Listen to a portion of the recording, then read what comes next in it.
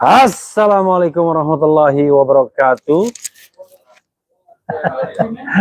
Sobat RH sekalian, jumpa lagi kita di channel yang keren ini. Keren cadas. Ini ada sahabat RH sekalian, saya di satu ruangan yang sedang siap-siap untuk melakukan seminar, kegiatan, dan kita ambil ya satu video. Dan menurut saya menarik ini, yaitu soal pernyataan SMRC bahwa demokrasi di era Jokowi ini mundur, tapi sebabnya adalah karena katanya civil society atau oposisi lemah. Coba kita bacakan ya, karena kalau kita mengandalkan civil society saja, wah ini gawat juga. Tapi coba kita bacakan. Coba kita bacakan dulu ya. Salah satu penyebab menurunnya kondisi demokrasi Indonesia menurut Saiful Mujani, oposisi melemah. Oke. Jakarta, Kompas TV. Skor demokrasi di Indonesia menurun sekitar 10 poin dari awal Presiden RI Joko Widodo menjabat, yakni dari 0,52 menjadi 0,42 di tahun 2022. Hal itu disampaikan oleh Profesor Saiful Mujani, pendiri Saiful Mujani Research and Consulting di Jakarta. Menurun sekitar 10 poin dari 0,52 di awal pemerintahan Jokowi menjadi 0,42 tahun 2022, tuturnya melalui keterangan tertulis. Menurut Saiful, melemahnya oposisi menjadi salah satu penyebab melemahnya tren demokrasi di Indonesia. Saiful mengatakan pada periode pertama pemerintahan Jokowi, oposisi masih cukup kuat. Setidaknya masih ada tokoh yang menjadi lawan Jokowi dalam pemilu yang berasal dari luar pemerintahan, yaitu Prabowo Subianto dan Gerindra yang ada di parlemen. Namun di periode yang kedua, skor indeks pengawasan eksekutif dan kesetaraan warga di hadapan hukum Indonesia menurun di bawah 0,5 dan sekarang 0,42. Hal ini terjadi ketika oposisi melemah yang menandai kurangnya check and balances atau pengawasan pada pemerintahan karena oposisi melemah, katanya. Saiful berpendapat pemerintah tentu ingin agar pelaksanaan pembangunan berjalan stabil dan tidak ada gangguan. Namun demokrasi menghendaki adanya oposisi yang bisa mengontrol pemerintah. Tidak bisa hanya karena memiliki niat baik, pemerintah menghilangkan hak publik untuk melakukan kontrol dan pengawasan. Kekuasaan harus dikontrol dan diawasi, tegasnya. Tumben. Penurunan kualitas demokrasi ini, lanjut dia, koheren dengan beberapa peristiwa politik seperti masuknya Partai Golkar sebagai partai pendukung pemerintah. Padahal sebelumnya Golkar merupakan pendukung rival Jokowi dalam pemilihan presiden. Kemerosotan demokrasi menjadi lebih besar ketika Prabowo yang merupakan rivalnya di Pilpres diangkat menjadi menteri kabinet. Praktis sekarang oposisi tinggal PKS dan Demokrat. Itu yang menyebabkan indeks pengawasan eksekutif dan kesetaraan warga di hadapan hukum Indonesia menurut FIDEM tidak berjalan sebagaimana yang diharapkan imbuhnya. Dalam keterangannya, Saiful menjelaskan Indonesia mengalami demokrasi sejak Presiden RI Soeharto mundur pada 21 Mei 1998 atau sekitar 25 tahun lalu. Untuk melihat kemajuan, kemunduran atau stagnasi demokrasi Indonesia, kata Saiful, adalah dengan melakukan evaluasi secara teratur selama 25 tahun tersebut, seperti yang dilakukan oleh FIDEM, Varieties Democracy. FIDEM adalah lembaga akademik yang di dalamnya terdapat para ahli demokrasi di seluruh dunia. Jika mengukur menggunakan equality before the law dan pengawasan terhadap eksekutif menurut FIDEM, kata dia, demokrasi di Indonesia menunjukkan gejala kemunduran. Dalam skala 0 sampai 1, dengan 0 adalah sangat buruk dan 1 sangat baik. Berdasarkan pengukuran itu, kondisi demokrasi di Indonesia tahun 2022 berada di 0,42. Perolehan ini mundur dibanding dengan 204 yang mencapai 0,53. Diukur sejak penerapan sistem pemilihan presiden secara langsung 2004, kondisi demokrasi Indonesia mengalami kemunduran berdasarkan data FIDEM. Tuturnya, Saiful juga menyebut bahwa sejak 2004, kondisi demokrasi berdasarkan indeks demokrasi ini tidak pernah di atas 0,6. Oke.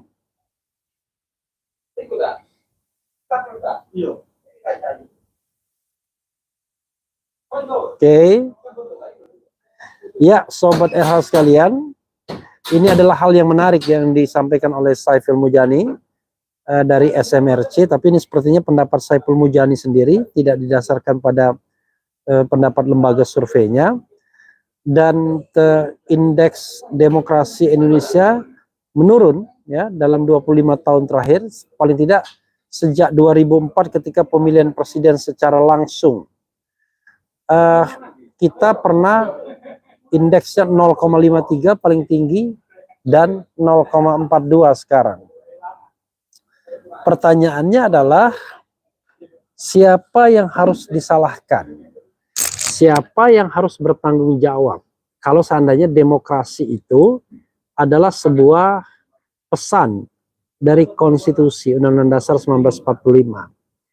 Kalau kita menganggap bahwa demokrasi itu adalah jalan konstitusional ya, karena kita sudah mengakui konstitusi kita sebagai a constitutional demokrasi, demokrasi yang berdasarkan konstitusi, maka penurunan demokrasi di Indonesia tentu adalah kesalahan pemerintahan Presiden Jokowi sendiri. Hanya masalahnya sering sekali pemerintah dimanapun di dunia ini ingin sekali membungkam kebebasan berpendapat, menyampaikan pendapat baik secara lisan maupun tulisan, karena dianggap dalam tanda kutip hanya pengganggu pembangunan. Kalau mengganggu pembangunan mending, kalau dianggap mengganggu de-establishment mereka yang berkuasa untuk mengeruk harta kekayaan negara, untuk misalnya membuat undang-undang minerba yang memberikan hak menguasai tambang kembali, maka itu persoalan yang menurut saya lumayan perlu dipikirkan juga. Jadi kita harus pisahkan saudara sekalian antara penguasa yang tidak ingin demokrasi karena tidak ingin diganggu dalam melakukan pembangunan, which is itu adalah hak yang tugas yang mulia juga, tapi bagaimana mengkompromikannya dengan demokrasi. Tapi yang kedua adalah penguasa yang tidak mau diganggu karena sedang menikmati kekuasaannya dan sedang asik-asiknya, hot-hotnya mengeruk harta kekayaan dari negara, mendapatkan fasilitas, kekayaan, bisnis, dan lain sebagainya. Terhadap yang kedua ini pasti itu musuh kita, ya, para pencoleng, para koruptor, mereka yang menggaruk uang negara untuk sebesar-besarnya kemakmuran kelompok atau pribadi, itu pasti musuhnya rakyat Indonesia. Nah, pertanyaannya adalah bagaimana dengan pemerintah yang tidak mau dikritik hanya karena dia ingin aman dan nyaman dalam melakukan pembangunan. Karena terus terang kalau kita main kritik kan agak ya bagaimana lah. Yang namanya kritik itu sesuatu yang kadang-kadang terasa mengganggu. Nah, terhadap hal ini tentu kita masih bisa duduk satu meja. Tapi kalau sudah yang urusan pencoleng, urusan koruptor, membungkam hak berdemokrasi karena untuk berkuasa terus, kita nggak bisa lagi ngomong dengan orang seperti ini.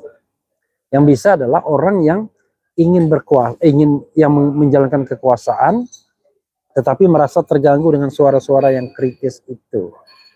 Oke, itu satu sisi. Sisi yang lain perlu dipahami, sobat era sekalian, bahwa pemerintah siapapun yang berkuasa itu memiliki tugas-tugas konstitusional. Salah satu tugas konstitusionalnya adalah menumbuh kembangkan demokrasi, melakukan perlindungan terhadap hak asasi manusia, menghormati konstitusi, dan tentu respect terhadap konstitusi, kemudian melakukan pemberantasan korupsi juga, melindungi hak asasi manusia juga, menumbuh kembangkan demokrasi. Jadi 4 kata kunci yang sering saya singgung itu, yaitu demokrasi, konstitusi, hak asasi, dan korupsi, itu terkandung banyak tugas konstitusional yang diembankan kepada penguasa. Jadi kalau penguasa gagal memajukan demokrasi, ya kita katakan dia gagal. Jadi demokrasi itu harusnya menjadi sebuah sebuah kesadaran bagi penguasa. Jadi demokrasi memang memerlukan kontrol dari civil society, tetapi itu adalah cara untuk menjaga demokrasi agar dia dinamis. Tapi tugas utamanya adalah pemerintahan harus baik, benevolent. Orang yang mau menciptakan demokrasi yang lebih baik. Tapi kalau niatnya tidak mau berdemokrasi, nah itu persoalannya. Jadi kita tidak ingin berbenturan, kita ingin pemerintah, ya, kita ingin pemerintah yang kira-kira komit terhadap demokrasi, komit terhadap hak asasi, komit terhadap konstitusi, komit terhadap pemberantasan korupsi. Soal kemudian kita lakukan kompetisi, ada pergiliran kekuasaan, itu soal lain. Jadi kita ingin orang baik yang memerintah. Nah, kalau yang memerintah bukan lagi orang baik, ya this is the question. Ini soalnya. Gitu ya, Sobat RH sekalian. This is the question. Ini soalnya. Jadi, Sobat RH sekalian, kita kita ingin betul-betul garis bawahi bahwa harusnya pemerintah yang memiliki tanggung jawab untuk memajukan dan menumbuh kembangkan demokrasi. Oke, satu sisi ya. Sisi yang lain yang dilakukan pemerintah memang justru mematikan demokrasi. Caranya bagaimana? Yaitu merekrut semua partai politik ke dalam pemerintahan. Harusnya ya untuk keseimbangan demokrasi tidak perlu direkrut semua.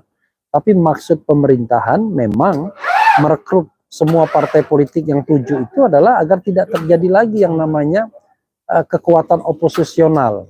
Termasuk juga dalam pemilihan presiden dan wakil presiden akan bisa ditentukan bahwa pengganti pemerintahan yang sekarang adalah orang yang memang di-endorse. Nah, inilah sebenarnya yang membuat demokrasi kita tambah mundur, tambah terbelakang.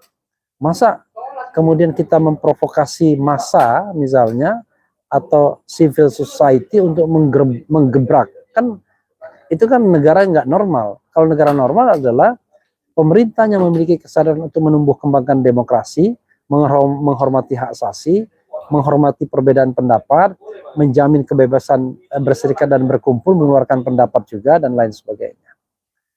Gitu ya, Sobat RH sekalian. Jadi menurut saya menyalahkan oposisi iya, ya, kurang kuat dalam menjaga demokrasi, tetapi kalau pemerintahnya normal, pemerintahnya amanah, ya harusnya dia yang menumbuh kembangkan demokrasi tersebut dengan cara sadar. Misalnya bahwa oposisi diberikan ruang untuk mengkritik, ya kan? Oposisi diberikan ruang untuk menyampaikan pendapat. Tidak ada lagi orang yang dikriminal karena menyampaikan pendapat misalnya. Dan dibiarkan kompetisi berlangsung secara sehat. Jadi kalau kita semuanya sehat, even kita nanti menjadi tidak pemerintah lagi, menjadi oposisi lagi, maka negara itu menjadi negara yang mencerahkan. Dimanapun posisi kita berdiri, oke-oke saja. Mau jadi oposisi oke, pemerintah oke, karena semua orang yang terlibat adalah orang yang amanah. Bahkan kalau kita bicara tentang amanah, makin kita memegang kekuasaan, makin kita tidak bisa mengeruk kekayaan. Nah, yang sekarang kan terjadi berbeda. Ketika mereka berkuasa, mereka kemudian merasa, wah, this is the time untuk mendapatkan everything dari negara, mendapatkan mengeruk harta kekayaan negara. Itu soalnya. Oke. Coba kita bacakan komentar Sobat RH terkait dengan hal ini ya. Oke. Kita lihat ya, Sobat RH sekalian. Kita lihat bagaimana kemudian komentar Sobat RH terkait dengan hal ini. Oke. Ini saya lihat ada persiapan-persiapan ya di ruang sini, karena nanti akan ada kegiatan semacam seminar. Oke.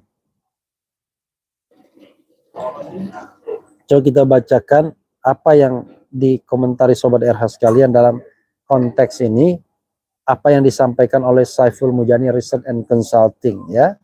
Saya kebetulan sedang duduk santai ya. Jadi tidak apa-apa lah, sekali-sekali santai ya. Oke.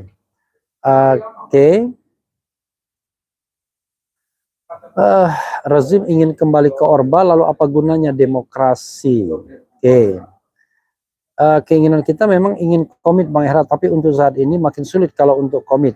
Karena yang dipikirkan oleh Presiden sekarang bagaimana untuk memanipulasi data agar mendapatkan keuntungan. Nah itu juga, demokrasi itu adalah fair competition. Gara-gara tulisan aja panikan, bilang oposisi lemah, oke. Kemudian, salam akal sehat, salam akal cerdas, salam PT 0%, keren cadas, 2024 Anies Presiden Indonesia. Kemudian apa lagi ya? Kalau penguasa tetap berbuat curang, lebih baik people power, oke. Kalau mengkritik harus menyampaikan juga solusinya, itu kata Mahfud ketika debat dengan Rocky Gerung, dan Ahok juga demikian. Bahkan Ahok malah suruh diam dan nurut yang pinter aja. Menurut Refli bagaimana? Ya kalau kita berpikir secara filosofis, orang mengkritik itu ya kritik saja, ya. Orang menyampaikan kritik tidak harus dengan solusinya, tidak harus pakai dua dengan satu paket begitu. Silakan menyampaikan kritik, ya. Dan yang namanya kritik itu, apakah dia kritiknya bermutu atau tidak, substantif atau tidak, itu bukan urusan. Yang tidak boleh itu menghina, yang tidak boleh itu menyebarkan hoax, tapi mengkritik itu ya tentu tergantung dengan pengalaman masing-masing, ilmu pengetahuan masing-masing, ya, posisi masing-masing dan lain sebagainya. Dan pemerintah yang baik, yang sehat, tentu akan melihat kritik itu sebagai sebuah masukan. Yang baik dilaksanakan sebagai bagian dari perubahan kebijakan, yang kritiknya ngawur misalnya dianggap ngawur, ya sudah, sebagai sebuah bahan refleksi bahwa itulah dinamika yang terjadi di masyarakat.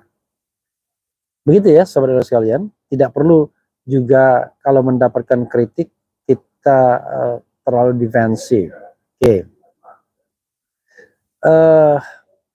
Bukan, ya memang mundur demokrasi kita sering alasannya mereka gunakan kata HAM. Bukan hanya harta negara, hak umat pun diembat, katanya beragama. Oke. Tolong capres-capres yang lain minggir, kami dan keluarga besar kami akan pilih capres Bapak Anies Rashid Baswedan. Oke, itu soal pilihan ya. Ya, sobat era sekalian, itu yang saya ingin share ya, bahwa demokrasi itu harus dua pihak. Harus menjadi komitmen negara dan harus juga menjadi kewajiban civil society atau masyarakat untuk menegakkannya. Atau kalau kita bicara tentang triangle di dalam segitiga kekuasaan, segitiga power game, maka demokrasi itu adalah tanggung jawab dari penguasa, political society dan civil society. Dan semakin kita mendapatkan pemimpin yang jujur, yang amanah, yang sidik, yang publik, ya, maka mudah sekali demokrasi itu ditumbuh kembangkan. Kenapa? Karena mereka adalah orang-orang yang tidak khawatir dengan kritik, karena tidak ada hidden agenda, tidak ada yang disimpan, tidak ada perilaku culas atau curang. Yang ada adalah perilaku untuk membuat kebaikan atau mengabdi pada kebaikan. Itu saja sobat era sekalian, mudah-mudahan ini memberikan pencerahan.